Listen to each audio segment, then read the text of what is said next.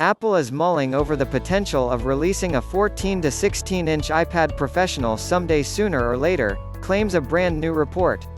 The biggest iPad Professional presently obtainable has a 12.9-inch display screen dimension. However, to make it a real laptop computer or MacBook different, it must be greater nonetheless. That is the considered Bloomberg's Mark Gurman. And Apple's too, it appears.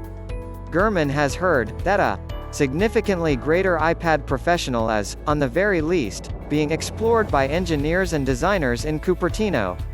Nonetheless, if such a product was to be greenlit, it would not be obtainable for some time. He writes that bigger fashions would not be obtainable for a few years, on the earliest.